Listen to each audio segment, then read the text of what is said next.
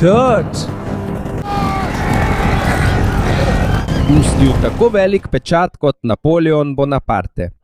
Za nekatere je bil Napoleon junak in vojaški genij. Za druge pa je bil nevaren voditelj, ki je povzročil smrt milijonov ljudi po vsej Evropi. Vendar pa se vsi strinjajo v eni stvari. Napoleon je bil ena najbolj vplivnih osebnosti v zgodovini. Toda zakaj? V zgolj nekaj letih mu je uspelo spremeniti zemljevid Evrope, premagati nekatere najmočnejše vojske svojega časa in ustanoviti imperij, ki je obsegal velik del celine. Toda preden je postal cesar, preden je postal simbol moči Francije in preden so se ga bali evropski kralji, je bil le deček, rojen na majhnem otoku v Sredozemskem morju. In še bolj presenetljivo je, da sploh ni bil rojen kot Francoz. Napoleon se je rodil 15. avgusta 1769 na otoku Korzika. Danes je ta otok del Francije. Toda ko se je rodil, so Francozi ta otok šele pred kratkim zavzeli. Pred prihodom Francije se je Korzika dolgo borila za svojo neodvisnost. Veliko prebivalcev Korzike se je uprlo prihodu francoskih vojakov in so vztrajno branili svojo zemljo. Eden izmed podpornikov boja za svobodo je bil Napoleonov oče, Carlo Bonaparte. Ko je Francija dokončno zmagala, je bil tudi on prisiljen sprejeti novo vlado. Tukaj se je začela spreminjati usoda družine Bonaparte. Čeprav niso bili bogati, so spadali v majhno skupino lokalnih družin z nekaj vpliva na Korziki. Zaradi tega je mladi Napoleon dobil priložnost, da se šola na šolah pod nadzorom Francije. Toda njegovo življenje kot študenta ni bilo lahko.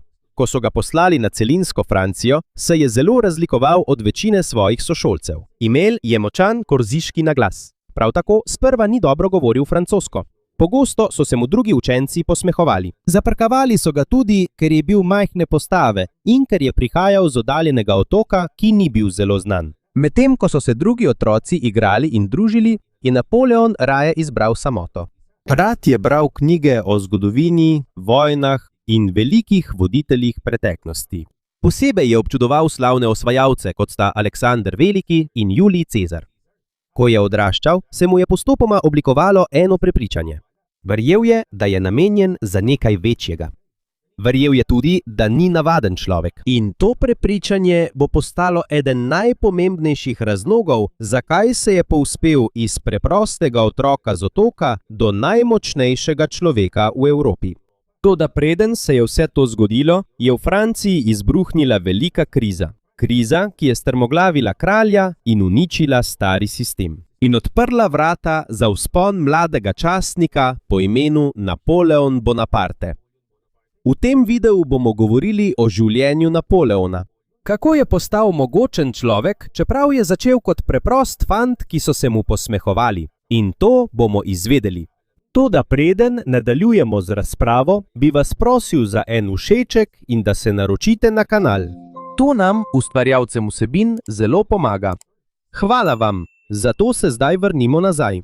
Ko je Napoleon odraščal, je še ena oseba močno vplivala na njegovo osebnost. In to ni bil njegov oče, ampak njegova mati Leticia Bonaparte. Če je kdo močno vplival na Napoleonovo življenje, je bila to prav ona. Njegova mati je bila zelo močna ženska. Bila je tudi stroga pri vzgoji otrok. Ni dovolila, da bi njeni otroci postali razvajeni, tudi ko se je stanje njihove družine nekoliko izboljšalo. Že v mladih letih se je Napoleon naučil discipline, vztrajnosti in potrpežljivosti v težavah. Te lastnosti so mu kasneje v življenju zelo pomagale. Medtem pa se je Napoleonova zamera do očeta še naprej poglabljala. Po njegovem mnenju se je njegov oče odpovedal boju za svobodo Korzike in raje sodeloval z novimi francoskimi voditelji. Pravzaprav so bili novi francoski voditelji glavni razlog, zakaj se je Napoleon sploh lahko šolal. Toda kot mlad domoljub na Korziki tega ni takoj opazil. Zanj so bili pravi junaki tisti ljudje, ki so se borili za svojo zemljo, ne tisti, ki so sledili novi vladi. Ko je postal mladenič, so ga poslali v Francijo, da bi študiral na vojaški šoli. Tukaj se je začelo eno najtežjih obdobij njegovega življenja. Predstavljaj si, da si otrok z majhnega otoka. Nenadoma se znajdeš v šoli, polno otrok iz bogatih družin. Skoraj vsi tvoji sošolci so bogatejši od tebe. Boljše govorijo francosko in so bolj vajeni francoske kulture. Prav to je doživel Napoleon. Pogosto so se mu smejali zaradi njegovega naglasa. Včasih so ga celo zafrkavali zaradi njegovega porekla.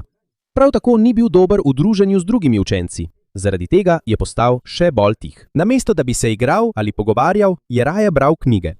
Zelo rad je študiral zgodovino. Rad je tudi bral o velikih generalih in znanih vojnah iz preteklosti. Počasi se mu je v mislih začela oblikovati velika želja. Ni želel ostati le navaden vojak. Želel si je ustvariti ime. Želel je postati pomembna oseba v zgodovini. Ko je prišel v najstniška leta, se je popolnoma posvetil vojaškemu usposabljanju. Tukaj se je naučil uporabljati artilerijo oziroma velike topove, ki so bili eno najpomembnejših orožij tistega časa. Medtem ko so se številni častniki bolj osredotočali na tradicionalne načine bojevanja, je Napoleon resno preučeval, kako učinkoviteje uporabiti artilerijo na bojišču. Čeprav takrat še ni bil slaven, so ga že začeli prepoznavati kot pametnega častnika. Vendar pa je imel eno veliko težavo. Njegovo napredovanje je bilo počasno. V Franciji v tistem času talent ni bil dovolj. Pomembni so bili tudi družina, povezave in denar. In Napoleon je vsega tega primanjkovalo. Zato, čeprav je bil priden in odličen pri svojem delu, uspeh, ki si ga je želel, ni prišel takoj. Velikokrat se je zdelo, kot da se v njegovem življenju nič ne dogaja, kot da je obstal na enem mestu. Imel je sanje, imel je sposobnosti, a ni bilo velike priložnosti. Še ni vedel, da bo minilo le še nekaj let, preden se bo vsa Francija popolnoma spremenila. In ko se bo to zgodilo, se bo spremenilo tudi njegovo življenje. Medtem ko je Napoleon čakal na svojo priložnost, se je kriza v Franciji postopoma poglabljala. Državni dolg se je povečeval. Jeza navadnih državljanov je naraščala. Veliko ljudi je trpelo, medtem ko so plemiči in bogataši še naprej živeli v razkošju. V različnih mestih so se začeli pojavljati pozivi k spremembam. In ko je prišel 14. julij 1789, je jeza državljanov izbruhnila. Na tisoče ljudi se je zbralo v Parizu. Napadli so Bastiljo, trdnjavo in zapor, ki je postal simbol kraljeve moči. Ta dogodek je postal eden najpomembnejših trenutkov v zgodovini Francije, kajti od tistega dne se je začela francoska revolucija.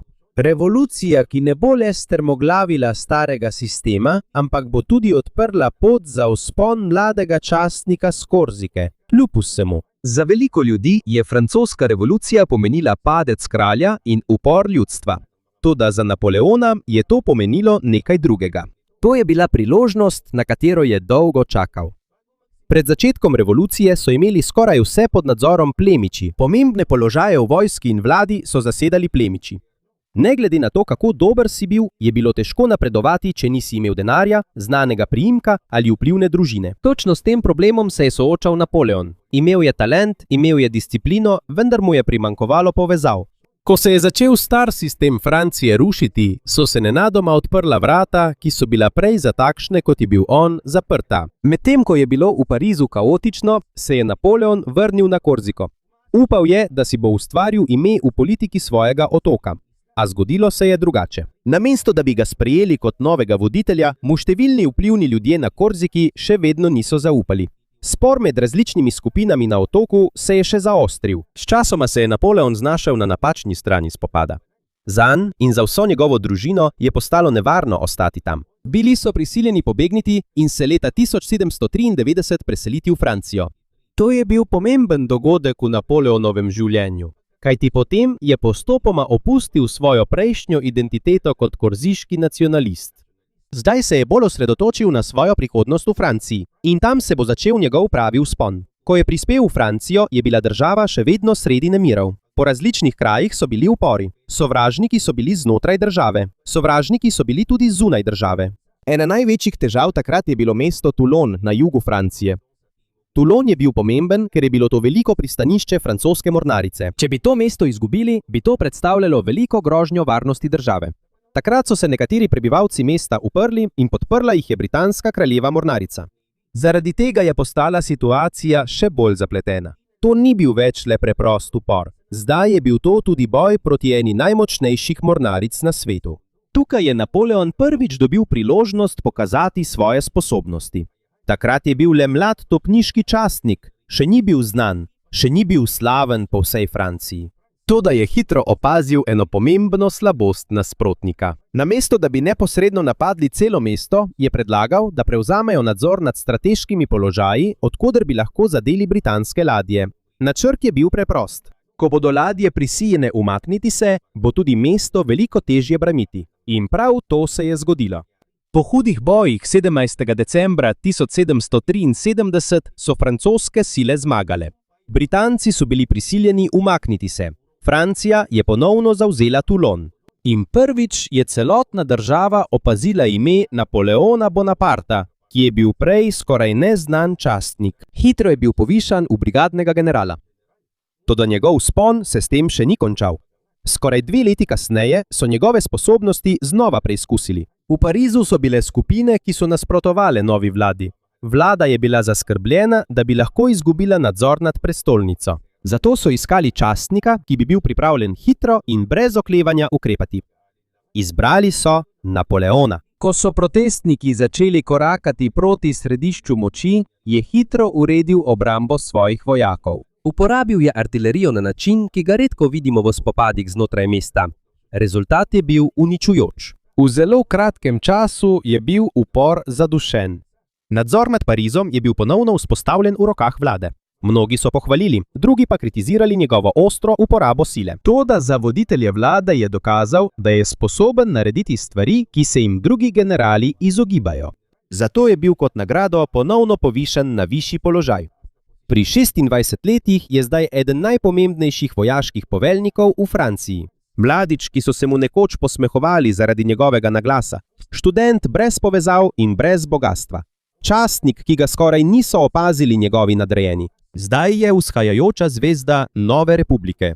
In Evropa še ne ve, da je to šele začetek. V naslednjih letih bo ime Napoleon Bonaparte postalo simbol uspeha, strahu in moči skoraj na celotni celini. Na tej točki zgodbe Napoleon ni več znan samo kot odličen častnik, postaja najpomembnejši general Francije. Toda, da bi razumeli, zakaj je postal tako slaven, moramo pogledati stanje Evrope v tistem času. Po francoski revoluciji je veliko kraljev in monarhij v Evropi postalo prestrašeni. Videli so, kako so odstavili francoskega kralja. Videli so tudi, kako se je končala moč stare aristokracije. Zaradi tega so se bali, da bi se lahko iste ideje razširile tudi v njihove države. Zato so se nekatera kraljestva začela združevati proti Franciji.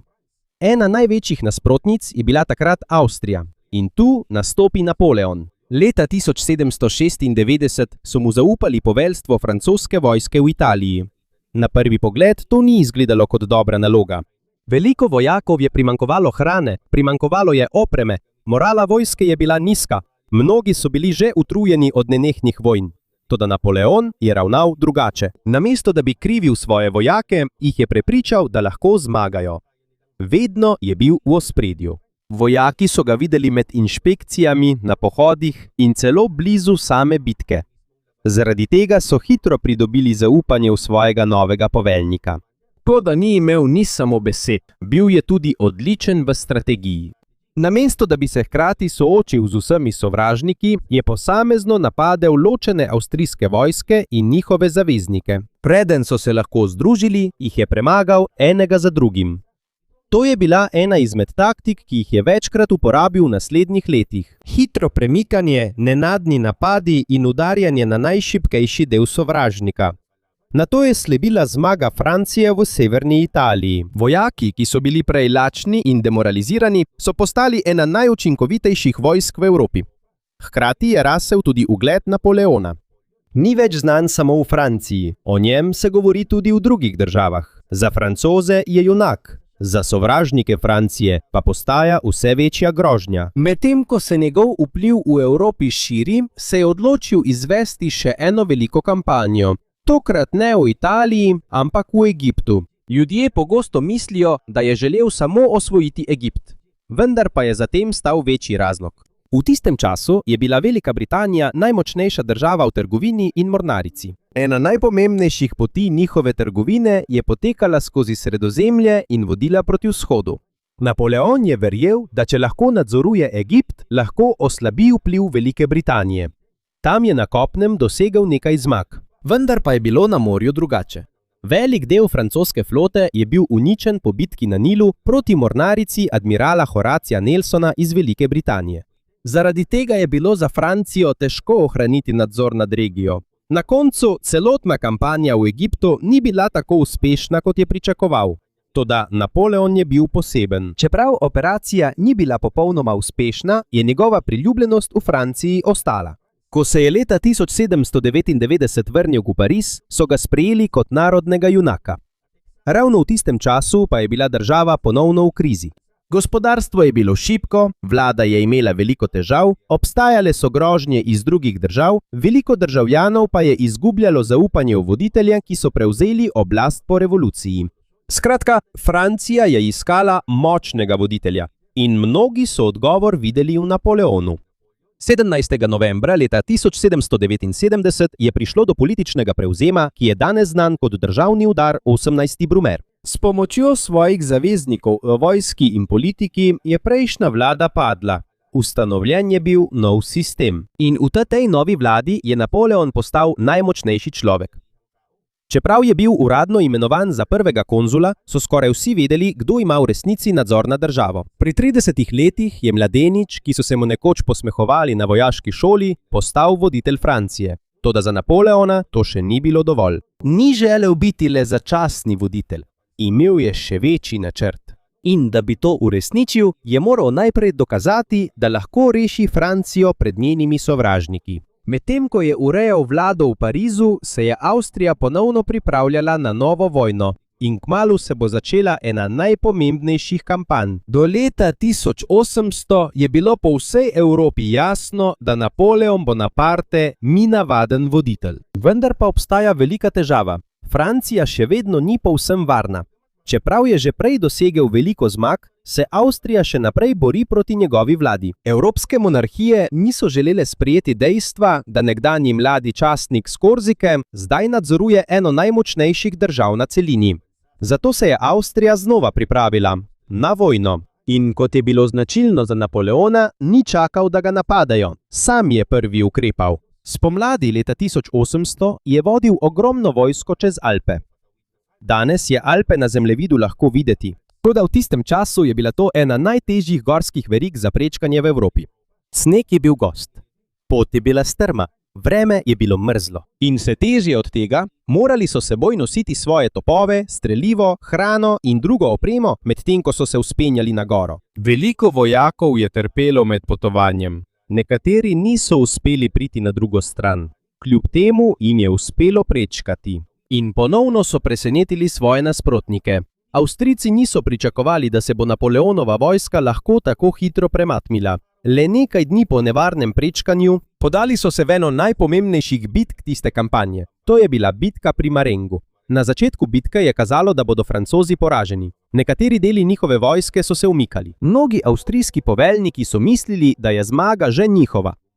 Toda ko so prispele Napoleonove okrepitve, se je potek vojne nenadoma spremenil. Iz skorajšnjega poraza je to postala velika zmaga za Francijo. Po tej kampanji je bila Avstrija ponovno prisiljena skleniti mir. Še ena velika ovira je bila odstranjena z Napoleonove poti. Toda, ne glede na to, kako močan je bil na kopnem, je bila ena država, ki je ni mogel nadzorovati. Velika Britanija. Če je bil Napoleon kralj kopnega, je bila Velika Britanija kraljica morja. Imeli so najmočnejšo mornarico na svetu. Nadzorovali so pomembne trgovske poti. Ogromno bogastvo so pridobivali iz svojega svetovnega imperija. Napoleon je vedel, da dokler bo Velika Britanija ostala močna, njegova prevlada v Evropi ne bo popolna. Zato je začel načrtovati nekaj skoraj nemogočega. Napad na samo Anglijo. Zbral je vojsko, načrtoval operacije in se pripravljal na morebiten prehod čez Rokavski preliv. Vendar se to ni uresničilo. Medtem ko je bil zaposlen z novimi vojnami v Evropi, je Francijo doletel še en velik udarec. Oktobra 1805 je potekala bitka pri Trafalgarju. Tu je bila skoraj uničena združena mornarica Francije in Španije v boju proti britanski kraljevi mornarici pod vodstvom admirala Horatia Nelsona. Ta dogodek je bil izjemno pomemben. Po bitki pri Trafalgarju je Napoleon skoraj popolnoma izgubil upanje, da bi osvojil Anglijo. Od takrat je postalo jasno, da ne more nadzorovati morja tako, kot nadzoruje kopno. Toda medtem, ko ima težave na morju, pa v Franciji postaja vse močnejši. 2. decembra 1804 se je zgodil eden najbolj znanih prizorov v njegovem življenju. Uradno je postal cesar Francije. Pomembno je omeniti, da je le nekaj let prej francoska revolucija strmoglavila monarhijo. Zdaj pa imajo novega cesarja. Toda obstaja ena velika razlika. Pri tradicionalni kronanju krono na glavo kralja položi cerkev ali kakšna druga mogočna oseba. Pri Napoleonu pa je bilo drugače. Pred gosti in uradniki si je sam položil krono na glavo. Za mnoge je bilo sporočilo jasno. Nihče mu ni dal moči, sam si jo je vzel. Le leto kasneje se bo soočil z največjim preizkusom svoje kariere. Avstrija in Rusija sta združili moči, da bi ustavili njegovo širitev po Evropi. Imeli so veliko vojsko, imeli so veliko vojakov in bili so prepričani, da lahko premagajo cesarja Francije. Toda niso vedeli, da gredo naravnost v past. 2. decembra leta 1805 so se vojske srečale pri Austerlicu. Danes je to del Češke republike. To je bitka, ki jo pogosto imenujejo največja zmaga Napoleona. Namesto, da bi pokazal vso svojo moč, je Napoleon namerno naredil nekatere dele svoje vojske videti šibke. Sovražniki so mu verjeli. In ko so napadli del, za katerega so mislili, da je šibek, je Napoleon izvedel svoj pravi načrt. Udari je v središče njihove linije. Vojska Avstrije in Rusije se je razdelila. Njihova koordinacija se je popolnoma porušila. In še preden se je dan končal, je bil rezultat jasen. Še ena velika zmaga za Francijo.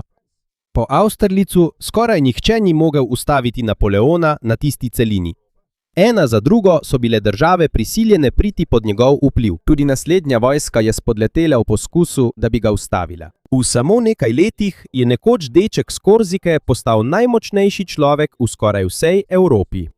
Toda, ko se je njegovo cesarstvo širilo, je bila ena država, ki se še vedno ni uklonila njegovi volji. In ta država je bila Rusija.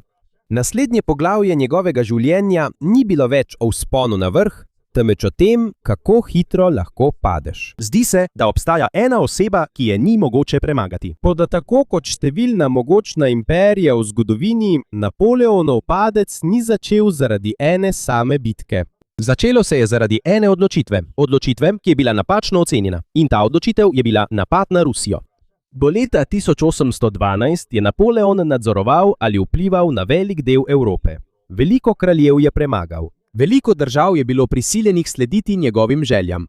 Toda obstajala je ena velika sila, ki se je še naprej upirala njegovemu vplivu – Rusko cesarstvo. Pod vodstvom carja Aleksandra I. Rusija ni sledila pravilom, ki jih je želel Napoleon, da bi oslabil Britanijo. Zaradi tega se je odločil izvesti največjo vojaško kampanjo v svoji karieri. 24. junija 1812 je Napoleonova ogromna vojska prečkala reko Neman in vstopila na rusko ozemlje. Po mnenju zgodovinarjev je bilo v tej kampanji več kot 500 000 vojakov iz različnih delov Evrope. To je bila ena največjih vojsk, kar jih je Evropa videla v tistem času. Na začetku je Napoleon pričakoval, da bo prišlo do velike bitke in da bo hitro prisilil Rusijo k predaji. Toda Rusi so imeli drugačen načrt. V Rusiji, namesto da bi se takoj soočili s Francozi, so se še naprej umikali globje v svoje ozemlje. Medtem ko so se umikali, so uničevali hrano, skladišča, mostove in druge stvari, ki bi jih sovražnik lahko uporabil. Temu pravimo strategija požgane zemlje. Cilj je preprost. Če Napoleonova vojska ne bi mogla dobiti hrane in zalog, bi postopoma slabela, ko bi prodirala globje v Rusijo. In prav to se je zgodilo. Bolj ko se je njihova pot podaljševala, težje jim je bilo prenašati hrano in opremo. Vedno več jih je zbolevalo, vedno več jih je umiralo. Čeprav se je velika bitka pri Borodinu zgodila 12. septembra, ni prinesla jasne zmage, ki jo je Napoleon pričakoval. To je bila ena najbolj krvavih bitk v celotnih Napoleonovih vojnah. Na obeh straneh je v enem samem dnevu umrlo na tisoče vojakov. Po nekaj dneh je Napoleonova vojska prispela v Moskvo. Toda pojavil se je nov problem. V mestu skorajda ni bilo ljudi. Večina prebivalcev je mesto zapustila. V kratkem času je velik del Moskve zajel ogenj. Zgodovinarji se še danes prepirajo o točnem vzroku teh požarov. Zdaj je bil v središču Rusije. Toda ni dosegel miru, ni bilo predaje. Prav tako ni bilo jasne zmage. Ko se je vreme začelo ohlajati, je bil prisiljen umakniti se.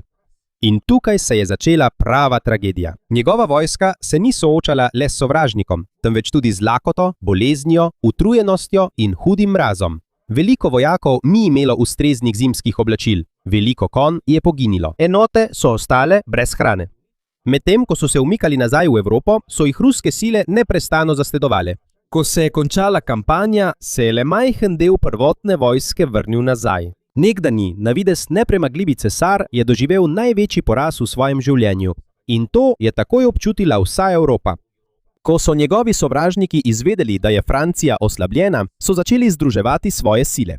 Velika Britanija, Avstrija, Prusija, Rusija in druge države združili so se, da bi končali vladavino Napoleona.